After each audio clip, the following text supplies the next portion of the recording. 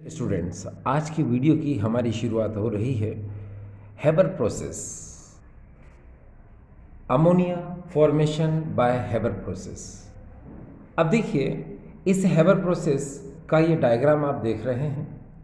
ये डायग्राम आपको तब समझ में आएगा जब हम इसकी रिएक्शन को पहले समझ लें। ठीक डियर स्टूडेंट्स, तो देखिए इसकी रिएक्शन को हम समझते हैं। देखो यहाँ पर क्या है कि ये N2 गैस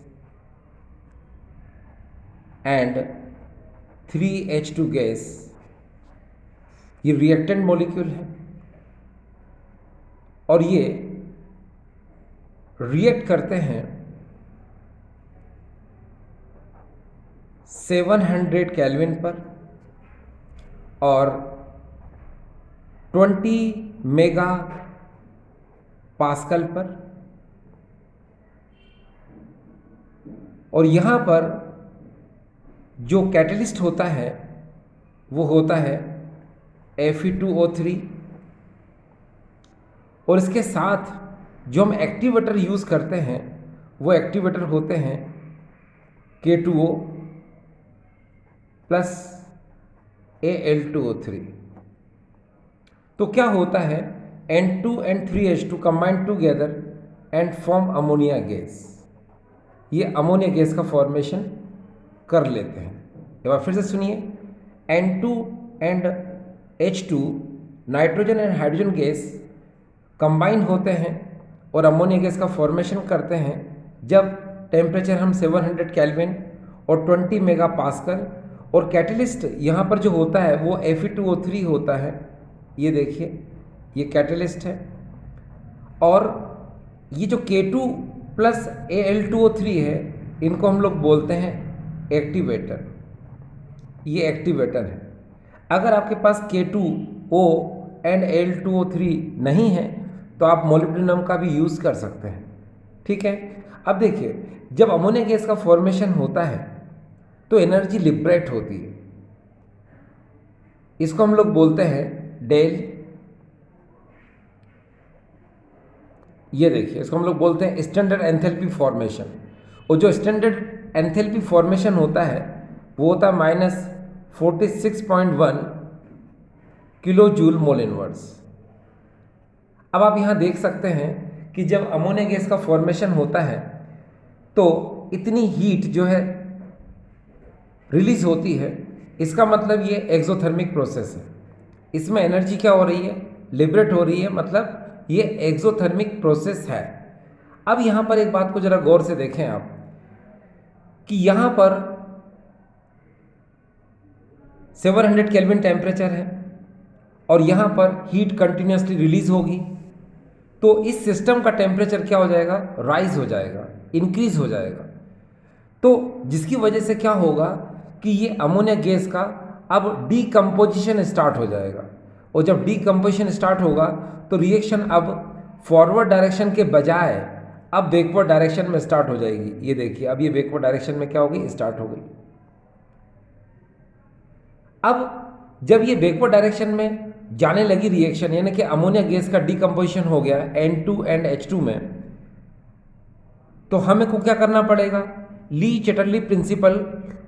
आपको याद होगा ली चैटरली प्रिंसिपल क्या होता है कि कोई केमिकल रिएक्शन अगर इक्विलिब्रियम स्टेज में है और उस केमिकल रिएक्शन का अगर हम प्रेशर, कंसंट्रेशन एंड टेम्परेचर में से किसी एक फैक्टर को चेंज करते हैं तो उस रिएक्शन का जो इक्विलिब्रियम है वो उस तरफ शिफ्ट हो जाता है जिधर वो मिनिमाइज हो गया था। इस रिएक्शन में क्या हो रहा है कि यहाँ पर अमोनिया गैस का फॉर्मेशन बंद हो गया और अमोनिया गैस का क्या हो गया, डिकम्पोजिशन स्टार्ट हो गया। तो इक्विलिब्रियम किस डायरेक्शन में डियर, इस डायरेक्शन में। ये देखिए, यानी कि N2 प्लस 3H2 की तरफ इक्विलिब्रियम शिफ्ट हो गया। तो हम क्या करेंगे, प्रेशर, कंसंट्रेशन और टेम्परेचर में से किसी एक को चेंज करेंगे तो जो इसका इक्विलिब्रियम अभी इस डायरेक्शन में था, अब देखिए ये उल्टा हो जाएगा। अब ये क्या हो जाएगा, अमोनिया की तरफ जाना शुरू कर देगा, यानी कि अमोनिया का फॉर्मेशन स्टार्ट हो जाएगा, यानी कि रिएक्शन अब फॉरवर्ड डायरेक्शन में चली जाएगी। ठीक है, तो हम क्या करेंगे, हमारे पास दो कंडीशन है। पहला, एक तो हम इस रिएक्शन का लो टेम्परेचर कर दें, ये देखिए हम लो टेम्परेचर कर दें। नंबर सेकंड, इस रिएक्शन का या फिर आप हाई प्रेशर कर दो, आप यहाँ पर ये हाई प्रेशर कर दो, ठीक। लो टेम्परेचर करने पर रिएक्शन फॉरवर्ड डायरेक्शन में चली जाएगी, या फिर हाई प्रेशर करेंगे तो भी रिएक्शन जो है फॉरवर्ड डायरेक्शन में चली जाएगी। तो इससे हमको क्या समझ में आया कि हैबर प्रोसेस में जो अमोनिया का फॉर्मेशन होता है उसके लिए फेवरेबल कंडीशन दो हैं, एक तो लो टेम्परेचर है और दूसरा क्या, हाई प्रेशर है। अगर लो टेम्परेचर रखेंगे तो रिएक्शन हमेशा फॉरवर्ड डायरेक्शन में जाएगी, और हाई प्रेशर करेंगे तो भी रिएक्शन फॉरवर्ड डायरेक्शन में जाएगी। एक बात, यहाँ पर N2 एंड H2 गैस जो है प्योर और ड्राई होना चाहिए, ठीक है, उसमें किसी भी तरह की इम्प्योरिटी नहीं होनी चाहिए। अगर बाय द वे प्योर और ड्राई और इम्प्योरिटी उसमें होगी तो ये Fe2O3 कैटलिस्ट इसको पॉइजनड कर देगी। जब ये इसको पॉइजनड कर देगी तो अमोनिया का फॉर्मेशन नहीं होगा।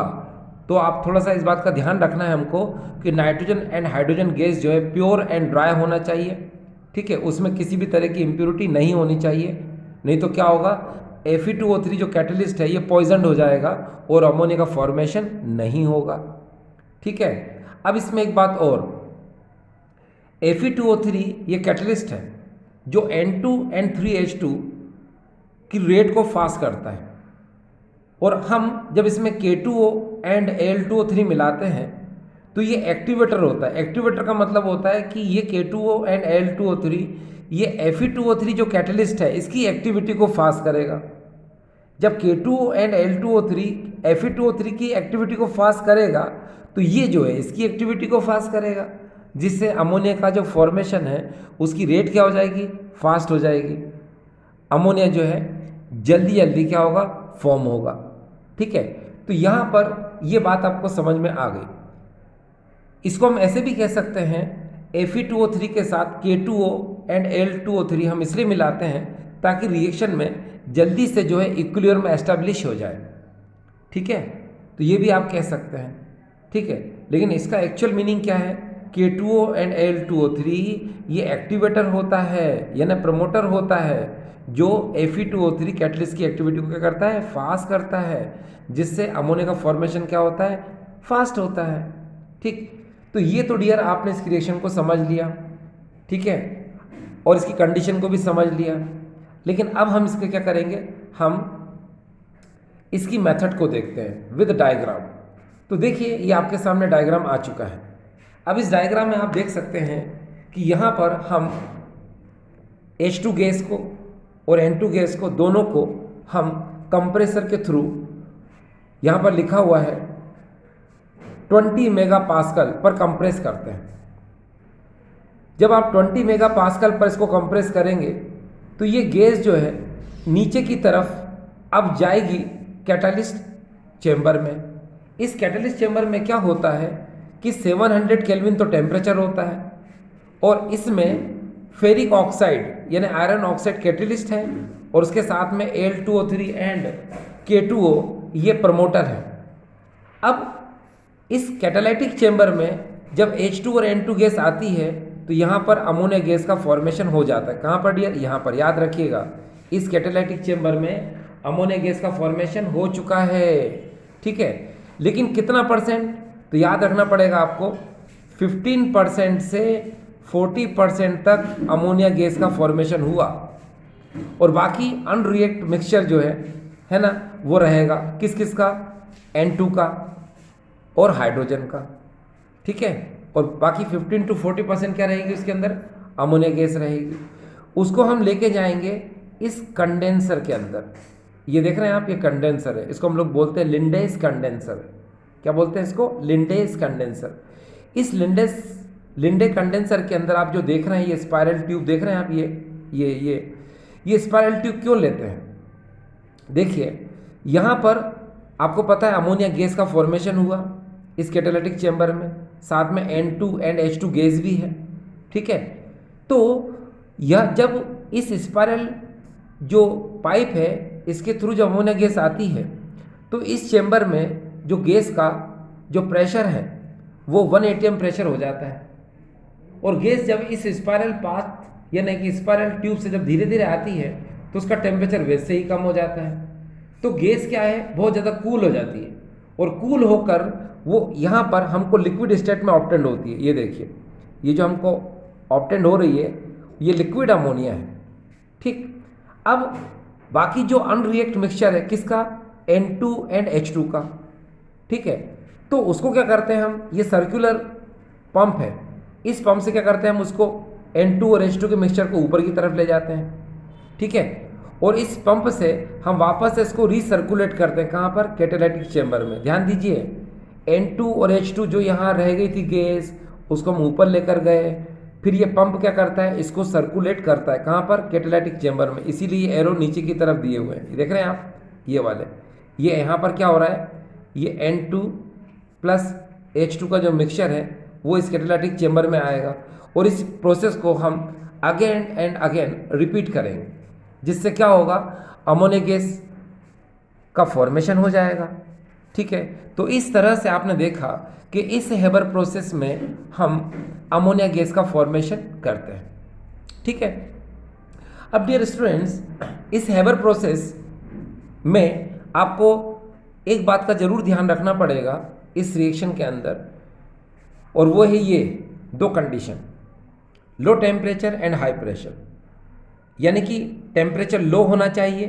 क्यों होना चाहिए लो, क्योंकि भाई ये एक्सोथर्मिक रिएक्शन है इसलिए। और हाई प्रेशर क्यों होना चाहिए, तो वो भी देखिए। यहाँ पर देखिए N2 और H2, इनका टोटल वॉल्यूम कितना हो रहा है 4, और यहाँ पर वॉल्यूम कितना हो रहा है डियर 2। तो जब आप इसका प्रेशर इंक्रीज करोगे तो इधर वॉल्यूम क्या हो जाएगा, डिक्रीज हो जाएगा, जिससे इनके नंबर ऑफ कोलिजन जो रिएक्टेंट के फास्ट हो जाएंगे और अमोनिया का फॉर्मेशन क्या होगा, फास्टली होगा, रैपिडली होगा। ठीक है, तो अब आपको समझ में आ गया लो टेम्परेचर क्यों लेते हैं, क्योंकि एक्सोथर्मिक रिएक्शन है। हाई प्रेशर हम क्यों करेंगे, क्योंकि इधर रिएक्टेंट साइड पर यहाँ पर वॉल्यूम ज़्यादा है, इधर वॉल्यूम कम है, तो प्रेशर हम क्या करेंगे, यहाँ पर ज़्यादा लेंगे। तो डियर स्टूडेंट्स, आपको हेबर प्रोसेस से अमोनिया का फॉर्मेशन पता चला। इंग्लिश मीडियम स्टूडेंट्स, अभी हम आपको थोड़ी देर में ऑस्टवाल्ड प्रोसेस को एक्सप्लेन करके बताएंगे। ठीक है, देखिए इससे पहले मैं हिंदी मीडियम स्टूडेंट्स को थोड़ा सा एक्सप्लेन कर दूं। देखो डियर स्टूडेंट्स, आप यहाँ पर देखिए, ये नाइट्रोजन गैस है और ये हाइड्रोजन गैस है। जब नाइट्रोजन गैस को और हाइड्रोजन गैस को हम 700 केल्विन तापमान पर और 20 मेगा पास्कल पर Fe2O3 उत्प्रेरक और K2O एवं Al2O3 उत्साहक की उपस्थिति में जब हम इनको गर्म करते हैं या रिएक्ट कराते हैं, अभिक्रिया कराते हैं, तो अमोनिया गैस का निर्माण होता है। जब अमोनिया गैस का निर्माण होता है तो इसमें ऊष्मा का उत्सर्जन होता है। यानी कि ये एक ऊष्माक्षेपी प्रक्रम है, जिसमें अमोनिया का जब निर्माण होता है तो ऊष्मा का उत्सर्जन होता है। आप यहाँ पर ये देखिए कि इस अभिक्रिया में Fe2O3 उत्प्रेरक है और इसमें हम K2O और Al2O3 को मिलाते हैं। तो यहाँ पर K2 और Al2O3 इस Fe2O3 के लिए उत्प्रेरक वर्धक का कार्य करता है, अर्थात उत्प्रेरक उत्साहक का कार्य करता है, अर्थात इस Fe2O3 उत्प्रेरक की क्रियाशीलता में वृद्धि कर देता है। जब इसकी क्रियाशीलता में वृद्धि करेगा तो क्या होगा, ये उत्प्रेरक नाइट्रोजन और हाइड्रोजन की क्रियाशीलता में वृद्धि करेगा, जिससे अमोनिया गैस का निर्माण क्या होगा, तीव्र गति से होगा, तेजी से होगा। ठीक स्टूडेंट्स, इस अभिक्रिया में देख रहे हैं आप, ये ऊष्मा का क्या हो रहा है, उत्सर्जन हो रहा है, यानी कि ये एक ऊष्माक्षेपी प्रक्रम है। अब होता ये है कि इस तंत्र का तापमान कितना लिया था हमने आरंभ में, 700 केल्विन तापमान लिया था। लेकिन जब ये हमें पता चल रहा है कि ये ऊष्माक्षेपी अभिक्रिया है और उसमें लगातार ऊष्मा का क्या हो रहा है, उत्सर्जन हो रहा है, तो इस तंत्र का क्या हो जाएगा, तापमान बढ़ जाएगा। वो तापमान जब बहुत ज़्यादा बढ़ जाएगा तो क्या होगा कि ये अमोनिया का जो अब निर्माण न होकर विघटन आरंभ हो जाएगा। यानी कि अब अभिक्रिया ये अग्र दिशा में न होकर पश्च दिशा की ओर क्या होने लगेगी, चलने लगेगी। ठीक है, यानी कि अमोनिया का विघटन आरंभ हो जाएगा। अब अभिक्रिया जो है इस दिशा में चलने लगेगी। किस दिशा में, इस दिशा में। तो आपको क्या करना पड़ेगा, आपको ली शातेलिए नियम का उपयोग करना पड़ेगा। ली शातेलिए नियम मीन्स ली चटर्ली प्रिंसिपल का आपको उपयोग करना पड़ेगा। अब ये ली शाते लिए नियम क्या है आप बहुत अच्छे से जानते हैं कि कोई भी रासायनिक अभिक्रिया अगर साम्य अवस्था में है और उसमें अगर हम कोई भी एक कारक जैसे ताप दाब एवं सांद्रण में से किसी एक कारक को अगर हम परिवर्तित करते हैं, है ना, तो हम क्या करते हैं, ठीक है, जब एक कारक को परिवर्तित करेंगे तो इसका साम्य जो है अब वो परिवर्तित होकर उस दिशा में चला जाएगा जिधर वो निम्नतम हो गया था या फिर नगण्य हो गया था। आपको पता है इस अभिक्रिया का तापमान कितना है, 700 केल्विन। ये आपको पता है ऊष्माक्षेपी प्रक्रम है, तो क्या होगा, इसमें लगातार ऊष्मा क्या होगा, उत्सर्जन होगा, जिसकी वजह से तंत्र का तापमान क्या हो जाएगा, बहुत ज़्यादा बढ़ जाएगा। अब ये अभिक्रिया पश्चिम दिशा में चलने लगेगी, यानी अमोनिया गैस का क्या हो जाएगा, विघटन हो जाएगा। ठीक है, अब हमको क्या करना है, अमोनिया का निर्माण करने के लिए इस साम्य की दिशा किधर रखना है, अग्र दिशा में। तो क्या करेंगे हम तापमान एवं दाब को क्या करेंगे, परिवर्तित कर सकते हैं। यानी कि जब ऊष्माक्षेपी अभिक्रिया होगी तो आप याद रखिए कि हम हमेशा तापमान क्या करते हैं, कम करते हैं। ठीक है, तो हम तापमान क्या कर देंगे, कम कर देंगे, तो क्या हो जाएगा, इस अभिक्रिया की दिशा अब अग्र दिशा की ओर हो जाएगी, यानी इसका साम्य क्या हो जाएगा, अग्र दिशा की ओर हो जाएगा। ठीक है, तो ये आपको समझ में आ गया है। ठीक, अब इस अभिक्रिया में देखिए कि कोई अभिक्रिया अगर ऊष्माक्षेपी है तो आप तापमान कम करेंगे, यस। दूसरा, इधर देखिए अभिकारक अणु कितने, 3 और 1 4, और यहाँ पर अभिकारक अणु कितने हैं, 2।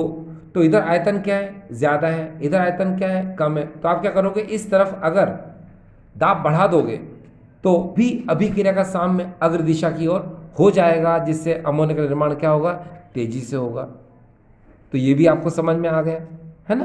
तो यहाँ पर अब हम इसको चित्र के माध्यम से समझने की कोशिश करते हैं। देखिए ये हमारे सामने इसका चित्र है, नामांकित चित्र है। यहाँ पर हम H2 गैस को और नाइट्रोजन गैस को हम इस संपीड़क की सहायता से 20 मेगापास्कल तक क्या करते हैं, संपीड़ित करते हैं। ठीक है, फिर हम इसको क्या करते हैं, इस उत्प्रेरण कक्ष में भेज देते हैं। इस उत्प्रेरण कक्ष में यहाँ पर Fe2O3 यानी आयरन ऑक्साइड, साथ ही साथ यहाँ पर Al2O3 एवं K2O है, और यहाँ पर उत्प्रेरण कक्ष का जो तापमान है वो 700 केल्विन तापमान है। तो यहाँ पर क्या होता है, यहाँ पर नाइट्रोजन गैस और हाइड्रोजन गैस आपस में क्या करते हैं, अभिकृत करते हैं, और अभिक्रिया करने के बाद अमोनिया गैस का यहाँ पर क्या करते हैं, निर्माण करते हैं। अब अमोनिया गैस का यहाँ पर निर्माण हो चुका है, 15 से 40% यहाँ अमोनिया गैस बनती है, और शेष नाइट्रोजन और हाइड्रोजन गैस का क्या होता है, मिश्रण होता है। किस किस का, नाइट्रोजन और हाइड्रोजन का क्या होता है, मिश्रण होता है ना, यस। तो अब इस तीनों मिश्रण को, नाइट्रोजन गैस को, हाइड्रोजन गैस को और अमोनिया गैस को, इसको हम लेके जाते हैं इस संघनित्र में। इस संघनित्र में जब हम गैस को लेके जाएंगे तो आप ये देख रहे हैं यहाँ पर ये सर्पिलाकार पाइप है। इस सर्पिलाकार पाइप से जब अमोनिया गैस आती है तो उसका तापमान घट जाता है, और इस संघनित्र में गैस का दाब लगभग 1 हो जाता है। तो जो अमोनिया गैस है वो द्रवित हो जाती है, द्रव अवस्था में आ जाती है। तो यहाँ पर हमें अमोनिया द्रव अवस्था में मिलता है, लेकिन उसमें अभी भी नाइट्रोजन और हाइड्रोजन गैस विद्यमान है। तो नाइट्रोजन और हाइड्रोजन गैस को हम पुनः इस संपीड़क पंप की सहायता से, इस पंप की सहायता से वापस इसको हम उत्प्रेरण कक्ष में भेजते हैं, और इस प्रक्रम को हम दोहराते रहते हैं जब तक कि हमको अधिक मात्रा में अमोनिया गैस का निर्माण ना हो जाए, या अमोनिया गैस हमें अधिक मात्रा में प्राप्त ना हो जाए। तो डियर स्टूडेंट्स, आपने देखा कि ये इसका क्या है, नामांकित चित्र था, जिसके माध्यम से इसको मैंने समझाने की कोशिश की। आपको 2 बातें जरूर ध्यान रखना है कि ये ऊष्माक्षेपी प्रक्रम है, इसलिए इसका तापमान आपको कम रखना पड़ेगा। इधर देखिए आयतन ज़्यादा है, इधर आयतन कम है, तो आपको यहाँ पर दाब क्या ज़्यादा रखना पड़ेगा। तो ये जो है ली शाते लिए नियम के अनुसार अमोनिया का निर्माण करने की ये आवश्यक स्थितियां हैं, आवश्यक परिस्थितियां हैं। कौन कौन सी, तापमान कम होना चाहिए, दाब ज़्यादा होना चाहिए। एक बात और स्टूडेंट्स कि यहाँ पर एक बात का आपको ध्यान रखना है कि कि नाइट्रोजन गैस और हाइड्रोजन गैस शुद्ध और शुष्क होना चाहिए। अगर शुद्ध और शुष्क नाइट्रोजन और हाइड्रोजन गैस नहीं होगी तो ये उत्प्रेरक Fe2O3 को विषाक्त कर देगी, और जब ये विषाक्त हो जाएगा तो अमोनिया गैस का निर्माण नहीं होगा।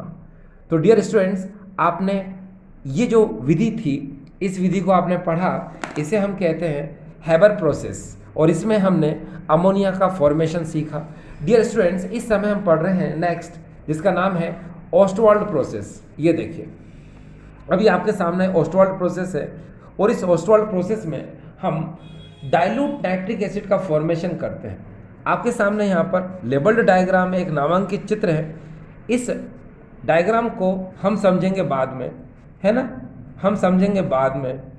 सबसे पहले हम क्या करते हैं, है ना, हम सबसे पहले क्या करते हैं कि अभी आपको इसकी रिएक्शन को समझाते हैं, ठीक है। फिर बाद में क्या करेंगे, हम इसकी मेथड को और प्रोसेस को समझते हैं, ठीक है। डायग्राम की हम हेल्प बाद में लेंगे। देखो डियर स्टूडेंट्स, आपने देखा होगा एनसीईआरटी में ऑस्वाल्ड प्रोसेस का डायग्राम नहीं है, और आपको पता होगा कि बिना डायग्राम के हमको अच्छे समझ में नहीं आता, तो डायग्राम से हेल्प हमें बहुत मिलती है, ठीक है। तो अभी हम पहले प्रोसेस को देखेंगे, बाद में पहले हम पढ़ते हैं केमिकल रिएक्शन को। तो चलो स्टूडेंट्स, देखिए इसकी रिएक्शन को समझते हैं। पहले देखो डियर स्टूडेंट्स, सबसे पहले इस रिएक्शन में होता क्या है, तो देखिए सबसे पहले हम लेते हैं यहाँ पर अमोनिया गैस। ये देखिए हमने अमोनिया गैस ले ली, है ना, अमोनिया गैस लेते हैं इसके अंदर। अब अमोनिया गैस के हम यहाँ पर जो मॉलिक्यूल्स लेंगे वो लेंगे हम 4 मॉलिक्यूल, अगर हम बैलेंस करते हैं तो, ठीक है। और फिर हम लेंगे यहाँ पर एयर। तो पहला तो रिएक्टेंट मॉलिक्यूल एक तो अमोनिया गैस हो गया, दूसरा क्या हो जाएगा डियर, इसमें O2 यानी ऑक्सीजन, ये भी गैस, ये भी एक रिएक्टेंट मॉलिक्यूल हो गया, ठीक है। तो इन दोनों रिएक्टेंट मॉलिक्यूल की हेल्प से हम क्या करते हैं, सबसे पहले यहाँ पर नाइट्रिक ऑक्साइड का फॉर्मेशन होता है, यानी इसका फॉर्मेशन हम करेंगे, ठीक है। फिर उसके जस्ट बाद हम इसको एयर, ऑक्सीजन यानी एयर से रिएक्ट कराएंगे। फिर यहाँ पर क्या होगा, NO2 का फॉर्मेशन करेंगे, कर लिया। फिर इस NO2 को हम वाटर से रिएक्शन कराएंगे, और वाटर से जब रिएक्शन इसकी हो जाएगी तो उसके जस्ट बाद ये क्या बनाएगा, यहाँ पर ये HNO3 का फॉर्मेशन करेगा, जो कि डाइल्यूट होगा, ठीक है। ये तो मैं आपको ऐसी जनरल कॉन्सेप्ट के अकॉर्डिंग समझा दिया। अब इसकी रिएक्शन देखिए कैसे स्टार्ट होती है, लिसन टू मी। देखिए डियर स्टूडेंट्स, सबसे पहले हम आ जाते हैं फर्स्ट, यहाँ पर हम लेते हैं 4NH3, ये गैस है, और यहाँ पर हम लेते हैं 5O2, ये भी गैस है। और यहाँ पर या तो आप प्लेटिनम कैटलिस्ट ले लो, और प्लेटिनम नहीं है तो रोडियम ले लो, ठीक है। ये प्लेटिनम एंड रोडियम की गॉज होती है, GAUGE, गॉज यानी जाली, ठीक है। और यहाँ पर हम लेते हैं 9 बार प्रेशर। प्रेशर कितना लेते हैं डियर, 9 बार, और साथ में हम टेम्परेचर लेते हैं कितना, 500 केल्विन। तो क्या होगा, आपको पता है 4N है यहाँ पर, तो ये 4NO नाइट्रिक ऑक्साइड का फॉर्मेशन करेगा। लिख देता हूँ मैं आपके लिए यहाँ पर नाइट्रिक ऑक्साइड। अब देखिए हाइड्रोजन कितने हैं, 4 3 12, यानी कि इसके हाफ वाटर मॉलिक्यूल बन जाएंगे। कितने डियर, ये देखिए 6H2, ये वाटर मॉलिक्यूल बन गया। अब ये जो नाइट्रिक ऑक्साइड है, इस नाइट्रिक ऑक्साइड को हम फिर से रिएक्ट कराएंगे यहाँ पर आप 2 ले लो, 2NO, और इसको रिएक्ट कराएंगे हम यहाँ पर O2 के साथ, ठीक है। ये ऑक्सीडेशन चेंबर में होता है प्रोसेस, ठीक है, यानी ऑक्सीकरण कक्ष में। अब रिएक्ट कराओ इसको, तो यहाँ पर 2NO2 बन जाएगा। इसको हम या तो नाइट्रोजन डाइऑक्साइड बोल दो या नाइट्रोजन परऑक्साइड बोल दो डियर, एक ही बात है, ठीक है। अब हम क्या करेंगे, नंबर 3, ये आखिरी स्टेप है इसकी, यहाँ पर हम 3NO2 लेंगे और इसको रिएक्ट कराएंगे यहाँ पर वाटर के साथ। अब देखो 3NO2 और वाटर के साथ रिएक्ट कराएंगे तो यहाँ पर 2HNO3 यानी कि नाइट्रिक एसिड का फॉर्मेशन हो जाएगा। ये नाइट्रिक एसिड का क्या हो गया, फॉर्मेशन। और साथ में यहाँ पर क्या निकला, NO, ये गैस है जो कि वेस्ट गैस है ना, जो कि ये इस केमिकल रिएक्शन में बनती है ना, यानी व्यर्थ गैस, ये बाहर निकल जाएगी। मेन कंटेंट हमारा, मेन प्रोडक्ट हमारा क्या डियर, ये है नाइट्रिक एसिड, ठीक है। तो आपको ये समझ में आ रहा है कि मैंने क्या किया, ठीक है। एक बार फिर से देखिए हिंदी मीडियम स्टूडेंट्स, सबसे पहले हम अमोनिया गैस को लेते हैं, साथ में ऑक्सीजन को लेते हैं, प्लेटिनम या फिर रोडियम की जाली लेते हैं, और यहाँ पर 9 बार प्रेशर और 500 केल्विन तापमान लेते हैं। जब इनकी आपस में अभिक्रिया कराते हैं, आप देख रहे हो यहाँ पर 4 Na है, तो यहाँ पर 4 NO + 6 H2, यानी कि नाइट्रिक ऑक्साइड बनेगा पहले, फिर हम 2 NO + O2, हम नाइट्रिक ऑक्साइड की रिएक्शन कराएंगे ऑक्सीजन के साथ, तो यहाँ पर बनता है नाइट्रोजन डाइऑक्साइड या नाइट्रोजन पेरोक्साइड बनता है। फिर नाइट्रोजन डाइऑक्साइड और पेरोक्साइड को हम रिएक्ट कराते हैं वाटर के साथ, तो हमको मिलता है यहाँ पर नाइट्रिक अम्ल। ये याद रखिए तनु होता है, यानी कि डाइल्यूट नाइट्रिक एसिड होता है ये, ठीक है ना, है ना, ठीक है। अभी सब पता चलेगा आपको जब मैं आपको आगे समझाऊंगा, तो है ना, ठीक है। तो देखिए अब हम आ जाते हैं इस डायग्राम पर। इस डायग्राम को आप ज़रा समझने की कोशिश करना, डायग्राम आपको बिल्कुल क्लियरली समझ में आ जाएगा। चलो इस डायग्राम को हम सबसे पहले समझते हैं। देखिए डियर स्टूडेंट्स, ये ऑस्टवाल्ड प्रोसेस का डायग्राम है। तो आप देखिए यहाँ पर होता क्या है, ये जो आप देख रहे हैं इसको हम लोग बोलते हैं कैटालाइटिक चेंबर, ठीक है। क्या बोलते हैं इसको हम? कैटालाइटिक चेंबर, हिंदी में कहते हैं इसको उत्प्रेरण कक्ष। इसमें क्या होता है, ये प्लेटिनम की गॉज होती है, यानी प्लेटिनम की क्या होती है, जालियाँ होती हैं। और यहाँ पर टेम्परेचर कितना होता है, यानी कि आपको मैं बता रहा था, यहाँ टेम्परेचर होता है 500 केल्विन और प्रेशर होता है 9 बार। अब यहाँ से हम अमोनिया और वायु यानी अमोनिया एंड एयर को पास करेंगे यहाँ पर। तो क्या होता है, जब इस प्लेटिनम गॉज के कांटेक्ट में आते हैं ये, तो यहाँ पर नाइट्रिक ऑक्साइड का फॉर्मेशन होता है डियर, याद रखिएगा NO, ये नाइट्रिक ऑक्साइड का फॉर्मेशन होता है। आपको पता है कि 90% अमोनिया जो है नाइट्रिक ऑक्साइड में कन्वर्ट हो जाती है, ठीक है। अब इसको क्या करते हैं हम, कूलर से इसको थोड़ा सा ठंडा करते हैं और इसको हम लेके जाते हैं ऑक्सीडेशन चेंबर में, यानी ऑक्सीकरण कक्ष में ले जाते हैं। इस ऑक्सीडेशन चेंबर में यानी ऑक्सीकरण कक्ष में क्या होता है कि ये जो नाइट्रिक ऑक्साइड है ये एयर से यानी O2 से रिएक्शन करती है, और उसके बाद आप देख रहे हैं ये नाइट्रोजन पेरोक्साइड का, नाइट्रोजन डाइऑक्साइड का फॉर्मेशन हो रहा है। अब because you know very well ये क्या है डियर, ये नाइट्रोजन गैस है, तो इसको हम क्या करते हैं, इस एब्जॉर्बिंग टावर में ले जाते हैं। एब्जॉर्बिंग टावर यानी अवशोषण स्तंभ। देखिए डियर स्टूडेंट्स, ये जो एब्जॉर्बिंग टावर है, इस एब्जॉर्बिंग टावर में ये जो अंदर देख रहे हैं आप, ये एसिड प्रूफ स्टोन्स हैं, यानी कि ऐसे पत्थर हैं जिन पर अम्ल की कोई अभिक्रिया नहीं होती है, तो इसको हम लोग बोलते हैं एसिड प्रूफ स्टोन्स। ये पूरे एसिड प्रूफ स्टोन्स हैं, ठीक है। अब यहाँ से जो नाइट्रोजन डाइऑक्साइड गैस है उसको हम यहाँ से पास करेंगे, ठीक, और ऊपर से हम वाटर को क्या करेंगे, स्प्रे करेंगे, वाटर पानी का क्या करेंगे, छिड़काव करेंगे। अब आप बहुत अच्छे से जानते हो कि ये एसिड प्रूफ स्टोन्स हैं, तो क्या होगा, ये गैस को धीरे धीरे ऊपर जाने देंगे और जो वाटर है उसको ये धीरे धीरे नीचे आने देंगे। तो उनके बीच में कांटेक्ट यानी कि संपर्क काफ़ी ज़्यादा होगा, जिसकी वजह से क्या होगा, वो नाइट्रिक एसिड का फॉर्मेशन करेंगे। तो नाइट्रिक एसिड बनकर नीचे की तरफ आएगा, जिसको हम इस नल के द्वारा बाहर निकाल लेंगे। अब इस अभिक्रिया में आपने देखा होगा कि वेस्ट गैस यानी कि NO होती है, और अदर जितनी भी वेस्ट गैस, व्यर्थ गैसें होती हैं, वो ऊपर से क्या होती है डियर, निकल जाती हैं।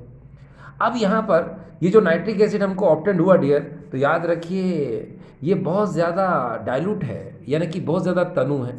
तो हम क्या करेंगे, सबसे पहले इसका डिस्टिलेशन करेंगे, आसवन करेंगे। तो डिस्टिलेशन करने से क्या होता है कि हमको 68% तक, ये देखिए डियर, यहाँ पर मैं लिख देता हूँ डिस्टिलेशन यानी कि आसवन, आसवन, ये देखिए आपके लिए लिख देता हूँ मैं आसवन। तो इससे क्या होता है, हमको 68% तक हमको नाइट्रिक एसिड ऑब्टेंड होता है। अब आपको पता है डियर, दिल मांगे मोर ले ले बेटा, और है ना, इंसान की चाहत होती है कहीं से मिलता रहे तो यही सोचता और मिले और मिले। तो हमारी भी ये चाहत है कि 68% है, हम सोचते हैं यार और मिल जाए, और कितना, 98%। अब आप कहोगे सर कुछ ज़्यादा मांग रहे हो आप तो 98%।